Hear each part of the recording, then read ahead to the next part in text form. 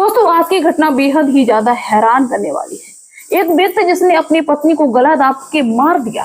गला दबने से जब उसकी पत्नी की मौत हो गई तो उस व्यक्ति ने तेज धारदार चाकू से अपनी पत्नी की बॉडी को छोटे छोटे टुकड़ों में काट दिया और उन छोटे छोटे टुकड़ों को पन्नी में भर के जंगल में दफना दिया जाके, और वो व्यक्ति वहीं से गायब हो गया। एक दिन का समय बीता, 2 दिन का समय बीता। जब उसकी पत्नी के मायके वाले अपनी बेटी से संपर्क करने की कोशिश करने लगे, संपर्क नहीं हुआ तो वो हैरान होने लगे, परेशान होने लगे कि आखिर में मेरी बेटी कहाँ चली गई, इससे मेरी बात क्यों नहीं हो पा रही। तो वो अपने दामाद से संपर्क करने की कोशिश करते हैं, तो दामाद से भी जब संपर्क नहीं हो पाता है तो वो और भी ज्यादा हैरान होते हैं और नजदीकी पुलिस स्टेशन में जाके इसकी रिपोर्ट लिखाते हैं कि सर, मेरी बेटी आज 6 दिन से गायब है, उससे मेरा संपर्क नहीं हो पा रहा है, मेरे दामाद से भी मेरा संपर्क नहीं हो पा रहा है। पुलिस वाले गुमशुदगी की रिपोर्ट लिख लेते हैं और इसकी छानबीन में लग जाते हैं।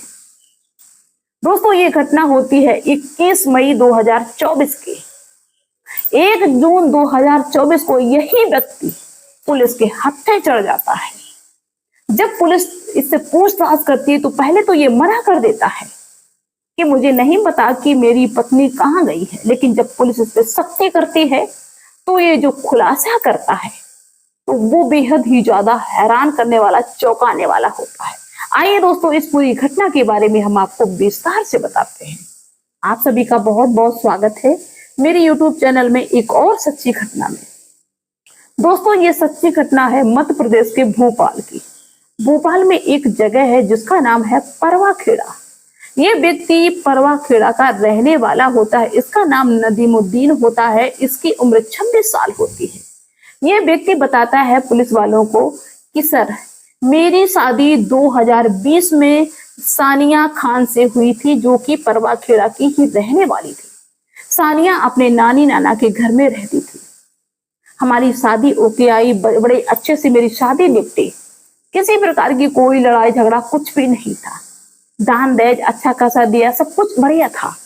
और ये नदीमुद्दीन कहता है कि हम ऑटो चलाते, मेरा ऑटो का काम है। लेकिन जो मेरी पत्नी सानिया खान थी, उसका चाल चलन बिल्कुल भी मुझे अच्छा नहीं लग रहा था। मुझे उसके चाल चलन पे हमेशा शक रहती थी, जिसके चलते मेरा आए दिन मेरी पत्नी से झगड़ा होता रहता था। हम जिस बात के लिए मना करते थे, मेरी पत्नी वही काम करती थी। जहां हम जाने के लिए रोकते थे, मेरी पत्नी वही जाती थी। इसलिए मेरा अक्सर झगड़ा चलता ही रहता था, मारपीट भी होती रहती थी। लेकिन मेरी पत्नी अपनी हरकतों से बाज नहीं आती थी। और मेरी पत्नी इंस्टाग्राम पे रील्स बनाती थी, अलग अलग लोगों से चैटिंग करती थी, अलग अलग लोगों से वो लाइव चला के बात करती थी, जो कि मुझे बिल्कुल भी पसंद नहीं आता था। और ये इंस्टाग्राम की रील्स के चक्कर में ना तो टाइम से खाना बनाती थी, ना तो टाइम से साफ सफाई, यहाँ तक कि कुछ भी नहीं था। इसकी जिंदगी में सिर्फ इंस्टाग्राम रील्स थी और इसकी जिंदगी में कुछ नहीं था। नदीमुद्दीन बताता है कि सर, हमारा जो रिश्ता था वो तलाक की स्थिति में था। लेकिन उसी दौरान हमारी बीवी प्रेग्नेंट हो जाती है, तो हम इस उम्मीद में हो जाते हैं कि चलो कोई बात नहीं, हमारा बच्चा होगा तो हो सकता है कि ये सही हो जाए। ऐसे ही समय बीतता जाता है। ये कभी अपने मायके चली जाती, जब इसका मन होता है तो आ जाती, मन होता तो चली जाती। इसके बाद कहता है, सर, हमारी एक बेटी पैदा होती है, जिससे हमारे घर में खुशियां आ जाती हैं। लेकिन ये औरत इंस्टाग्राम रील्स के चक्कर में उस बेटी की देख रेख बिल्कुल भी नहीं करती थी। ये सिर्फ अपने इंस्टाग्राम रील्स पे ध्यान देती थी, बाकी किसी चीज पे ध्यान नहीं देती थी। मेरी बेटी कहीं भी जाए, कहीं भी गिरे, भूखी हो, प्यासी हो, बिल्कुल भी ख्याल नहीं रखती थी। इसलिए मुझे बहुत टेंशन होती थी, कैसे सुधरेगी। हम उसको मारते भी थे, लेकिन वो लाइन पे नहीं आ रही थी। नदीमुद्दीन बताता है कि मेरी बेटी 8 महीने की हो जाती है तो वो थोड़ा थोड़ा खिसकने लगती है।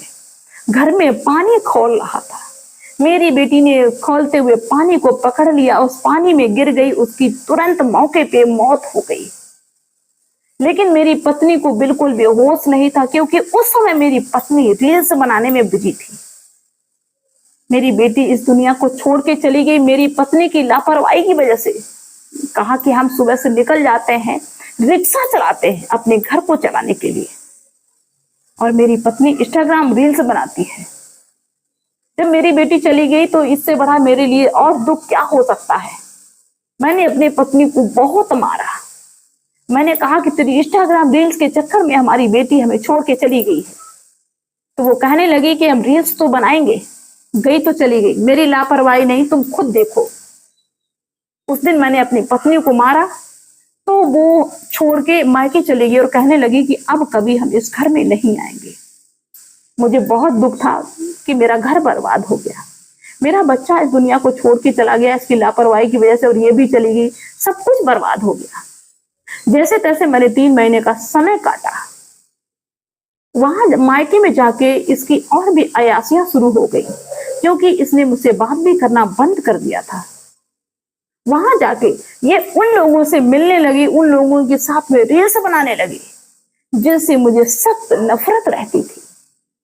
मुझे इतना क्रोध था, मुझे ऐसा लगा कि ये मेरे बच्चे की कातिल है। जब तक हम इसके शरीर के टुकड़े नहीं कर लेंगे तब तक मुझे चैन नहीं आएगा।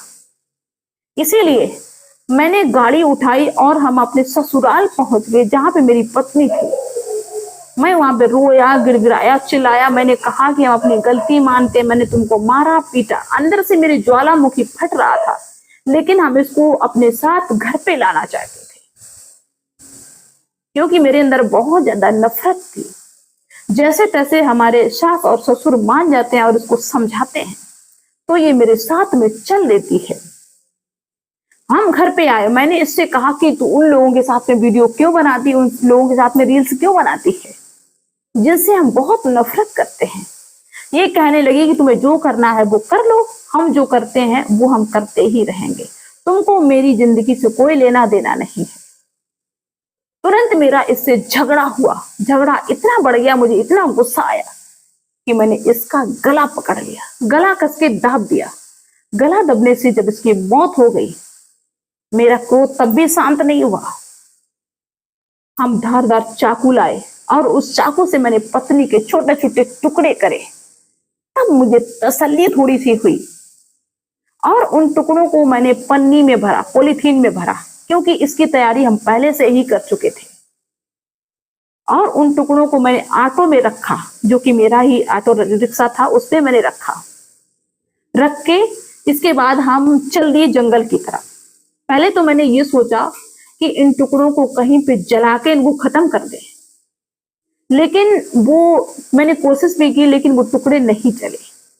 इसलिए मैंने उनको ऐसे ही उठा के जंगल में एक जगह पे दफना दिया। फावड़ा भी मैं अपने साथ में ले गया, गड्ढा खोदा और उस गड्ढे में इन सारे टुकड़ों को पॉलीथीन सहित मैंने रख दिया। और वहीं से हम चल दिए, अपने ऑटो को घर पे लेके आए। पूरे ऑटो को मैंने साफ किया, चाकू को मैंने साफ किया, चाकू को ठिकाने पे लगा दिया रिक्शा में, क्योंकि बहुत सारा खून लग चुका था। साफ करके इसके बाद मैं एक रात तो अपने घर में सो गया। दूसरे दिन भी सो गया। जब इसके घर वाले लगातार ये पूछने की कोशिश करने लगे, तब हम वहां से गायब हो गए। जब उसने ये स्टोरी सुनाई तो हर कोई दंग रह गया कि इस वजह से इसने अपनी पत्नी के टुकड़े कर डाले। अब आप सभी लोग मुझे ये बताइए कि इस व्यक्ति ने सही किया या अच्छा किया, इसको क्या करना चाहिए था, इसको क्या डिसीजन लेना चाहिए था। दोस्तों, ये घटना सुनाने का मेरा कोई ये उद्देश्य नहीं है कि मैं आपको हैरान करूं, परेशान करूं, बल्कि इसलिए सुनाते हैं कि आप सावधान रहिए, सतर्क रहिए।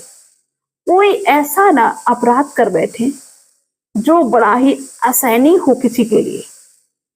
खून के जो रिश्ते होते हैं ना, इनकी बहुत बड़ी कीमत होती है, और जब इनके साथ में कोई अपराध हो जाता है तो बहुत बड़ी कीमत चुकानी भी पड़ती है।